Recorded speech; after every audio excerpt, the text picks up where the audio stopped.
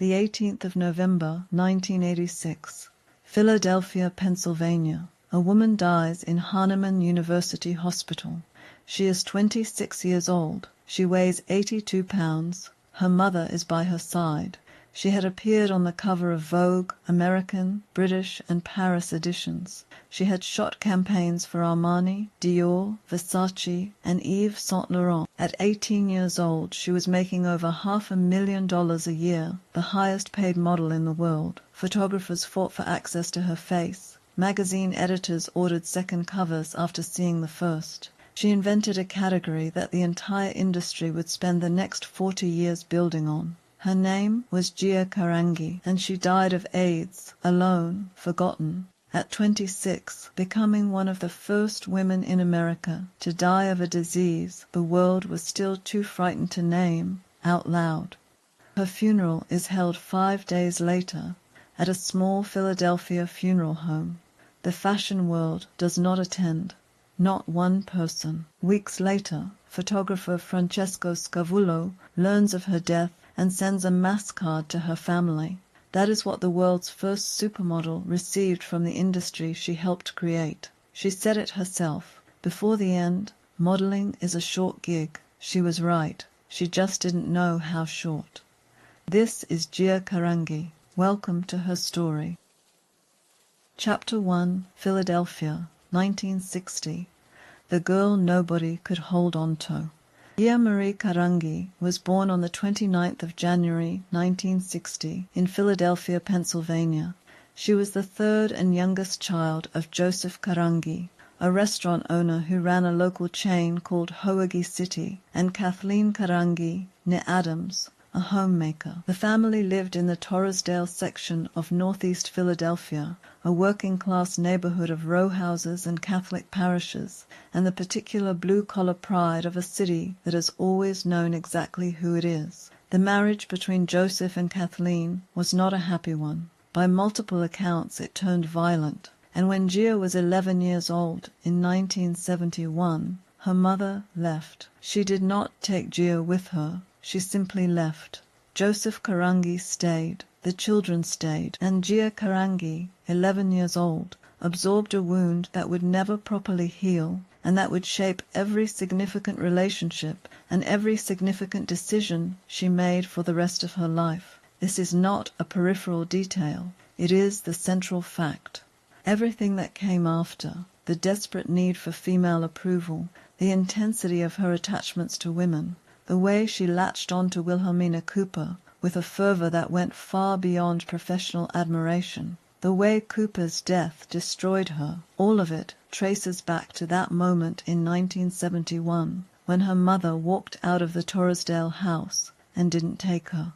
Children who experience maternal abandonment at that age don't simply become sad, they become searchers. They spend the rest of their lives, consciously or not, looking for the woman who left in every woman they meet. And when they find someone who feels like what they've been looking for, they hold on with a grip that love alone cannot explain. Because it isn't only love. It's the original wound trying to heal itself through a proxy. At Lincoln High School, Gia became part of what Philadelphia kids called the Bowie Kids, a loose social group organized around the androgynous, glam rock, gender-defying world of David Bowie. She cut her hair short. She dyed it.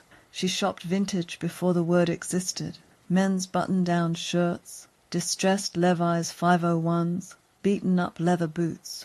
She identified as a lesbian, openly, at a time when that required genuine courage in a city that was not known for its progressive social culture. She was also, by every account from people who knew her in Philadelphia, the most magnetic person in whatever room she entered. Not beautiful in the conventional sense that anyone had trained themselves to recognize yet, but magnetic in a way that made conventional beauty feel slightly beside the point. She had dark hair, dark eyes, a jaw that could have been architectural, and a quality of presence that photographers would later spend entire careers trying to describe. A local fashion photographer named Maurice Tannenbaum spotted her dancing at a Philadelphia nightclub in 1977. She was 16 years old. He began shooting her for newspaper advertisements around the city. She appeared in local ads. She was a teenager, working part-time in the fashion world of a second-tier American city, and it was already clear to everyone watching that this was not where the story ended. Tannenbaum sent photographs to Wilhelmina Cooper in New York. Cooper asked to meet her. Chapter 2. New York, 1977.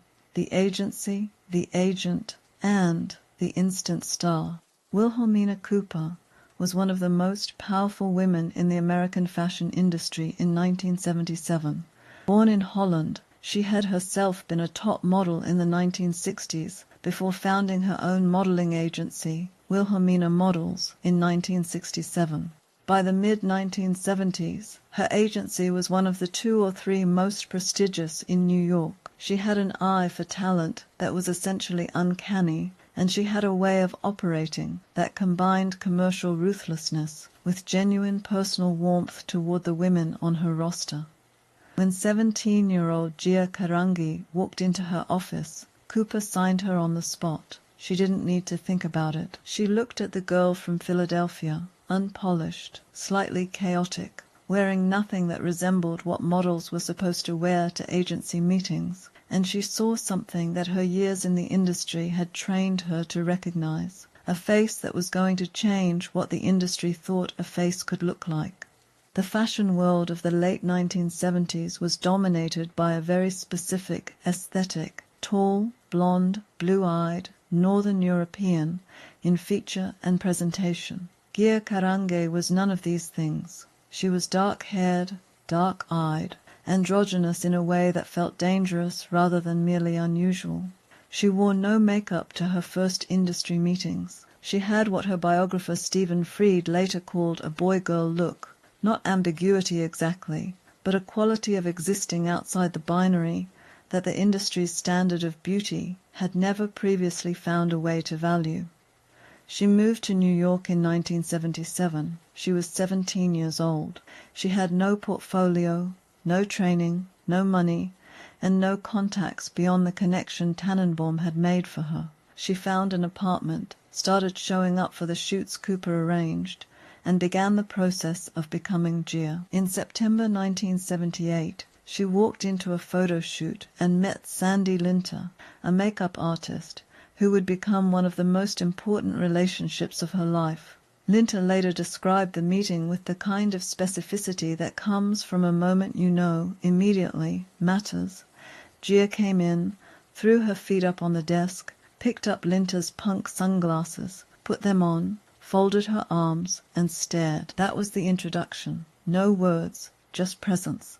I didn't care and she didn't care, and I fell in love with her, Linter later said. They began a relationship, romantic, then evolving into the most enduring friendship of Gia's life. Sandy Linter, a Jewish makeup artist from New York, and Gia Carangi, a working-class girl from northeast Philly, understood each other in the wordless way of people who have both grown up knowing what it feels like to not quite fit. The career moved fast, faster than almost anything the industry had seen in that era. In April 1979, at 19 years old, Gia appeared on the cover of British Vogue. Weeks later, the April 1979 cover of Cosmopolitan, shot by Francesco Scavullo. Editor Helen Gurley Brown, who normally rotated 12 different models across her annual covers, looked at the results of that first shoot and immediately ordered another. By the end of 1979, Gia had appeared on multiple Vogue covers, American, British, and Paris, and was shooting campaigns for Armani, Dior, Versace, Yves Saint Laurent, Calvin Klein, and Christian Dior. She appeared in the music video for Blondie's 1980 hit Atomic, jumping and dancing with the kind of physical freedom that cameras loved and that no one could teach. By the time she was 18 years old, she was making over $100,000 annually. She was, by any reasonable measure, the highest-paid model in the world. Before anyone had invented the word, Gia Carangi was the supermodel. Photographer Francesco Scavullo, who shot many of her best-known images and who was one of the few people who remained loyal to her through everything that followed, put it simply, There was something she had that no other girl has got. I've never met a girl who had it. She had the perfect body for modeling, perfect eyes, mouth, hair, and, to me, the perfect attitude. I don't give a damn. That attitude, the I don't give a damn, was both the source of everything remarkable about her and the seed of everything that would eventually destroy her. Because a woman who genuinely doesn't give a damn is spectacular on camera and terrifying in an industry that needs its talent to be manageable. Chapter 3. The Industry's Darling and Its Darkest Rooms. At the peak of her career, which lasted, in its full form, approximately 2 years, from 1979 to early 1981, Gia Carangi moved through New York with the particular impunity of someone who has been told, by enough powerful people, that they are irreplaceable. She was a regular at Studio 54 and the Mud Club, the two defining nightlife institutions of late 1970s Manhattan, where the rules that govern the rest of the world did not apply. At Studio 54, cocaine was not merely available, it was ambient. It was in the bathrooms, at the tables, traded between people who were too famous to worry about consequences and too young to understand that consequence does not respect fame. Gia used cocaine in clubs. She was not alone in this. An entire generation of models, musicians, designers, and editors was doing the same thing in the same rooms. But Gia had a quality that was different from most of her contemporaries. She had no natural regulatory system, no internal voice that said enough, no capacity to do anything moderately that she found pleasurable. Whatever she felt completely. Whatever she wanted absolutely. The industry had selected for this quality. It was what made her so extraordinary on camera, the capacity to give everything, and it had not considered what it would look like when she applied that same totality to substances. She was also openly queer in an industry that was not accustomed to its women being openly anything. She had relationships with women throughout her career, including the ongoing intimate friendship with Sandy Linter. She described herself not with any particular label, but simply as Gia, a woman who loved women and who was not going to pretend otherwise to make any photographer or client or editor more comfortable. This was genuinely unprecedented. Models in 1979 were not out. The industry's gay designers were, many of them, closeted or at best publicly ambiguous. The expectation, the unspoken contractual expectation, was that models were available to the male gaze in a way that required at minimum the performance of heterosexual availability. Gia Carangi refused this performance completely. The idea that you would be out as a famous person was like career suicide. A contemporary observer later told 6ABC Philadelphia, Gia did it anyway, and the industry tolerated it because she was too valuable not to tolerate it, until she wasn't valuable anymore. And then they remembered. She began snorting heroin in 1979 or early 1980. The exact date is not certain, and the transition from cocaine to heroin followed a pattern common to that era. The prevailing mythology held that heroin was only addictive through needles. Snorting it was considered, in the downtown Manhattan social world of the time, fashionably dangerous rather than genuinely destructive. A generation of people discovered too late that this was false. Gia was part of that generation. The DJ Anita Sarkar, a regular at the Mud Club and friend of Gia's, later told Vanity Fair, in those days everyone had this idea that being a junkie was very glamorous. Chapter 4. March 1980, when the mother figure died and the heroin took over. On the 1st of March 1980, Wilhelmina Cooper died of lung cancer. She was 40 years old. For most people in the industry, this was a professional loss, the death of a significant figure, mourned and then managed. For Gia Carangi, it was something categorically different. Wilhelmina Cooper had been, in the most functional and emotional sense of the phrase, her mother. not biologically, not legally, but in the way that matters most to someone who had lost their actual mother at 11 years old and had been searching for her replacement ever since. Cooper had signed her on sight. Cooper had believed in her when the industry had not yet caught up to what she was. Cooper had given her structure and support and the particular warmth of someone who saw her, not just the face, not just the body, not just the commercial potential, but her. When Cooper died at 40, Gia was 20 years old, and the architecture of her emotional world, which had been built around that one relationship more than anything else, collapsed. She began injecting heroin. The decline that followed was extraordinarily rapid, not because Gia was weak, but because she was, in the most literal sense, self-medicating a grief that had no other outlet, and a wound that went back to 1971. The heroin quieted something in her that nothing else had been able to quiet, and then it became everything. The effects on her work were immediate and unmistakable. She had violent temper tantrums on set. She walked out of photo shoots mid-session to find drugs. She fell asleep in front of the camera. Francesco Scavullo remembered a fashion shoot in the Caribbean. She was crying. She couldn't find her drugs. I literally had to lay her down on her bed until she fell asleep. In November 1980, she left Wilhelmina Models, the agency her mentor had built, and signed with Ford Models. She was dropped within weeks. Ford Models did not have the particular loyalty that Wilhelmina had felt for Gia. To Ford, she was a commercial entity that was no longer commercially reliable. They let her go. During one of her final location shoots for American Vogue, published in the November 1980 issue, Gia appeared with red bumps visible in the crooks of her elbows, track marks. The photographs were airbrushed. Some of the marks remained visible anyway. The November 1980 issue of American Vogue contains, if you know where to look, the visible evidence of Gia Carangi's heroin addiction. The fashion world noticed. And then, one by one, the fashion world made a decision. They distanced themselves. Not because they didn't know what was happening. They knew exactly what was happening.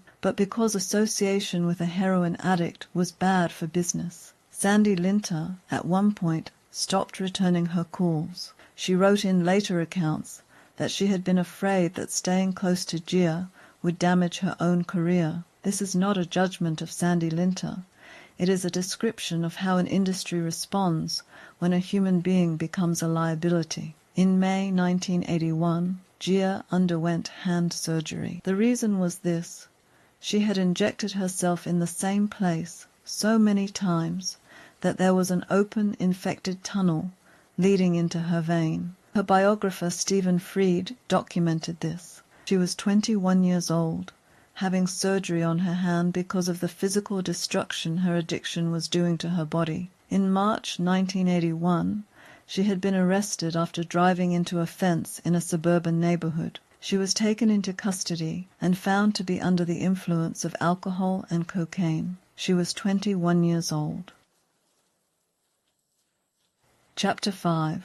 The Comebacks That Couldn't Hold. Between 1981 and 1983, Gia Carangi attempted multiple comebacks. They were not cynical attempts. They were genuine. She wanted to work. She wanted to be what she had been. And the tragedy of the comeback years is not that she failed to try, but that the industry's tolerance for her difficulties had a specific and finite limit, and she kept reaching it. In late 1981, she signed with Elite Model Management and worked sporadically, mainly in Europe.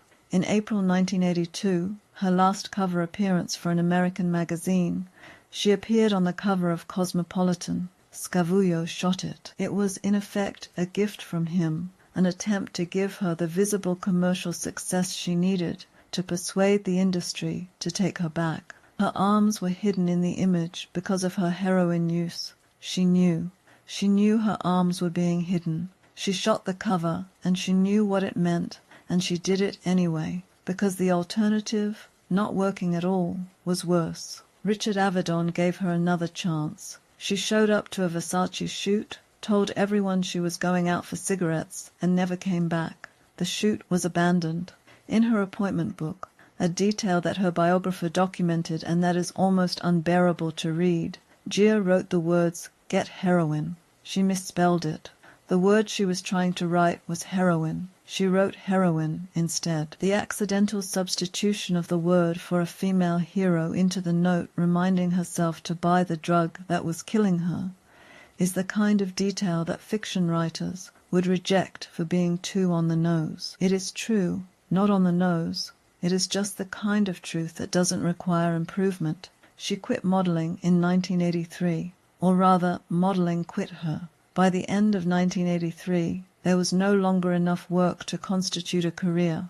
She had burned through the goodwill of the photographers, the patience of the agencies, and the commercial usefulness of her name. The world had moved on. Cindy Crawford, who bore a physical resemblance to Gia significant enough that she was referred to in the industry as Baby Gia, was rising. The supermodel era that Gia had invented was continuing without her. She moved back to Philadelphia. She moved back to Atlantic City. She got a job selling jeans at a shopping mall. She worked in a nursing home cafeteria as a checkout clerk. She slept on friends' sofas and on lovers' sofas, and, at points, she slept outside. The woman who had made over $100,000 annually at 18 years old was working a register at a nursing home cafeteria at 23. And the fashion industry, the same industry that had consumed her completely for 4 years, had, to all intents and purposes, forgotten she existed. Chapter 6. Eagleville, December 1984. 7 months of sobriety and what it showed her. In December 1984, Gia Carangi checked herself into Eagleville Hospital in Eagleville, Pennsylvania, an intensive drug treatment program that was, by the accounts of people who worked with her there, one of the most rigorous available at the time. She committed to it. She stayed. She did the work. She achieved 7 months of sobriety. 7 months. And in those 7 months, something remarkable and devastating happened. Gia Carangi, clean, showed the world who she was without the armor of the drug. She was gentle. She was funny. She was perceptive about other people in a way that the chaos of addiction had obscured. She was still the most magnetic person in whatever room she was in. She was also, stripped of the pharmaceutical solution to the original wound, in enormous, unmedicated pain. She came out of Eagleville clean. She got a job. She tried to rebuild the relationships the addiction had damaged. She talked to a therapist. For 7 months, she lived a life that bore no resemblance to the one that had been consuming her. And then, in late 1985, she relapsed. The relapse was not a simple or immediate return to the previous state. Relapses rarely are. There was a period of escalating use, of mounting desperation, of the specific anguish of someone who has seen what their life could be without the drug and is watching themselves choose the drug anyway. She attempted suicide via overdose. She was hospitalized. By the time she was admitted to Warminster General Hospital in December 1985 with bilateral pneumonia, both lungs, the doctors who examined her understood that they were looking at something beyond the consequences of heroin addiction. A few days after her admission for pneumonia, Gia Carangi was diagnosed with AIDS-related complex. She was 25 years old. Chapter 7. The disease nobody wanted to name. In December 1985, AIDS was not what it is today. Today, AIDS is a manageable chronic condition for most people with access to antiretroviral treatment. In December 1985, AIDS was a death sentence, and worse than a death sentence, it was a stigmatized one. The epidemic had been identified in 1981, and the public discourse around it had been shaped, almost entirely, by the political and moral frameworks that powerful people found convenient. AIDS was framed as a disease of gay men and intravenous drug users, which was both factually incomplete and strategically deployed to justify the almost total absence of governmental response. President Reagan did not say the word AIDS publicly until 1987, when more than 20,000 Americans had already died of it. Into this landscape, Gia Carangi arrived as a patient. She was a woman. She had contracted the virus through contaminated needles. She was one of the first well-known women to die of the disease, at a time when the cultural construction of AIDS was almost entirely gendered male. She was openly gay, which meant that the stigma that was already destroying the lives of gay men in America attached to her as well. And she was in Philadelphia, not a major media city, not a place where her illness was going to generate the kind of attention that Rock Hudson's AIDS diagnosis would generate in 1985 when he went public. When she lay in the hospital ward at Warminster General and talked to a nurse, in a conversation documented in her biographer Stephen Freed's book, Thing of Beauty, she was not performing or seeking sympathy. She was a 25-year-old woman who had been through everything and had arrived, finally, at the truth. She told the nurse she had turned tricks for drug money. She described the shooting galleries on the Lower East Side. She said,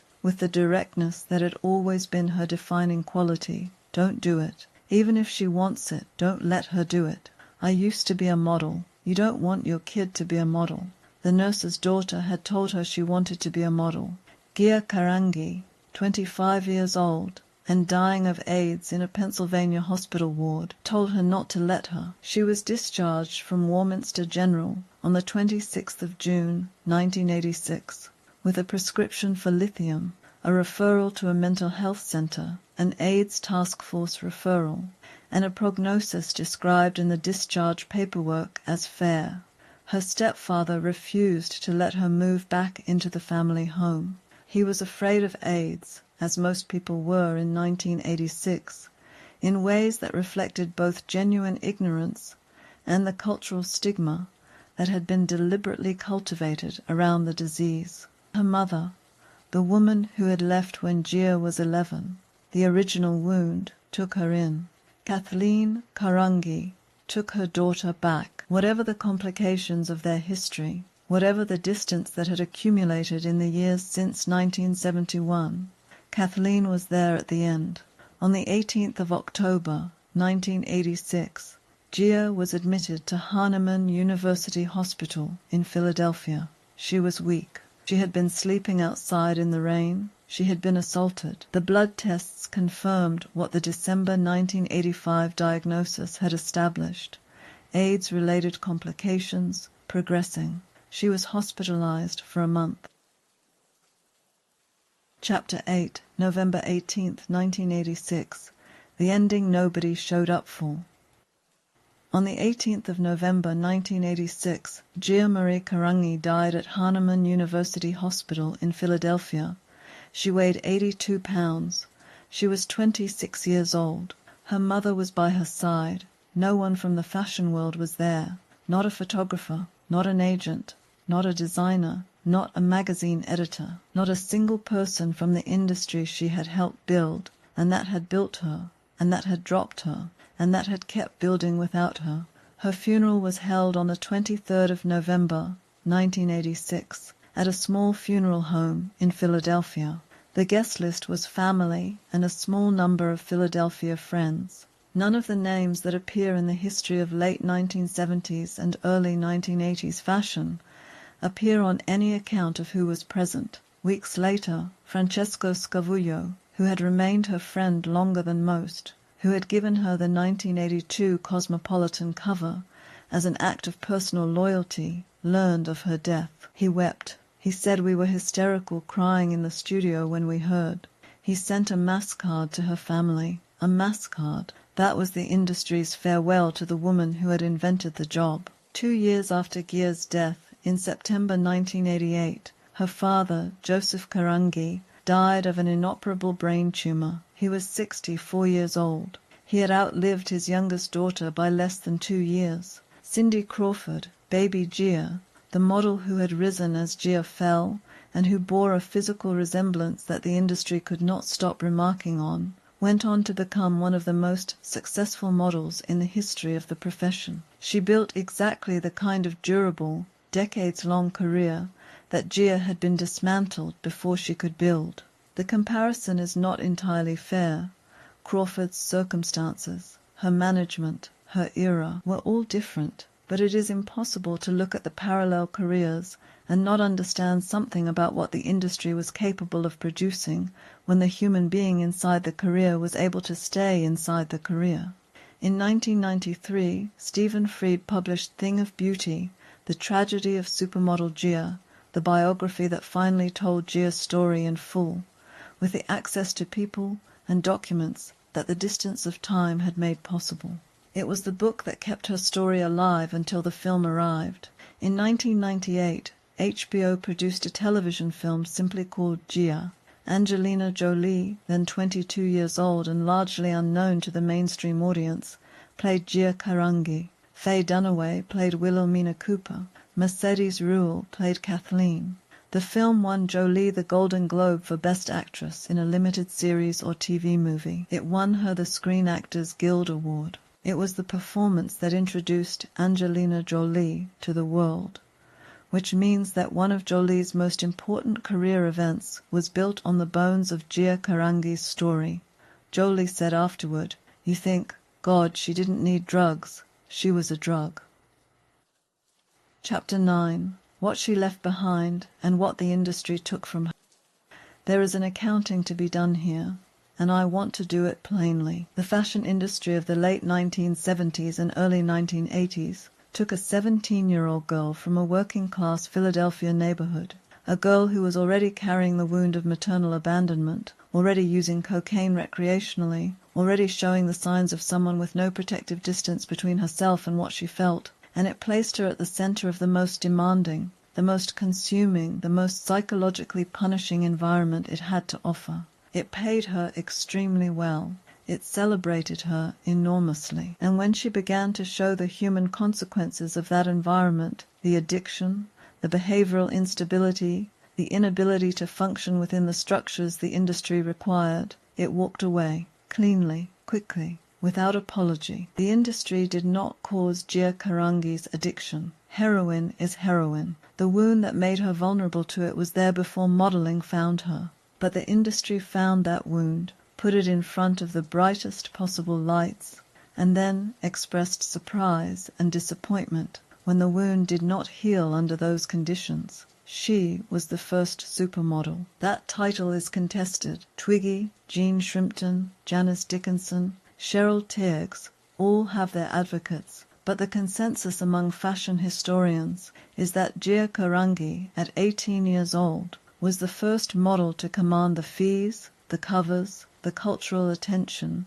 and the specific quality of celebrity that the word supermodel actually means. She invented a category. The women who came after her, Cindy Crawford, Naomi Campbell, Linda Evangelista, Christy Turlington, built their careers on the template Gia established. She also, entirely without intending to, helped start something that her biographer and the cultural historians who followed him have called the beginning of heroin chic, the aesthetic of gauntness and pallor and dark-eyed fragility that would sweep through fashion in the late 1980s and 1990s. The look that Gia had when she was well, the androgynous intensity, the cheekbones, the quality of existing outside easy categorization, became, after her death, a style.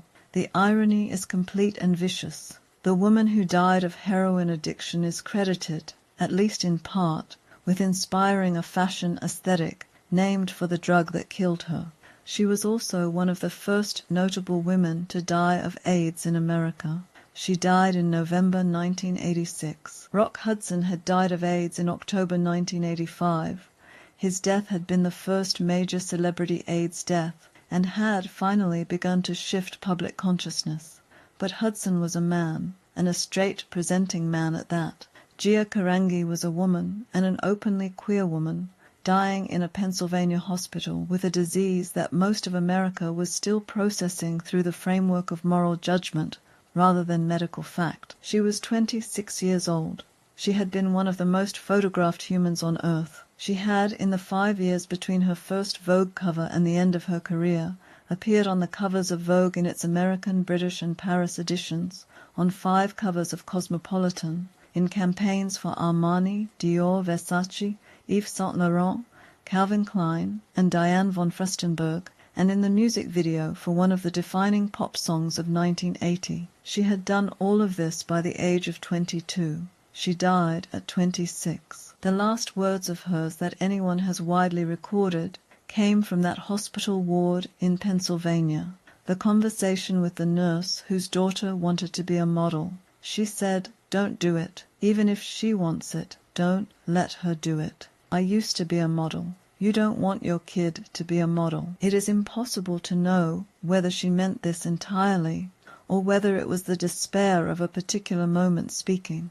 She had loved modeling when modeling had been possible. She had loved the camera, and the camera had loved her back with the complete uncritical adoration that Gia Carangi's childhood had never given her enough of. But she said what she said, and she died what she died. The fashion industry that she helped create is still producing new supermodels, new faces, new it girls. The template she built is still in use.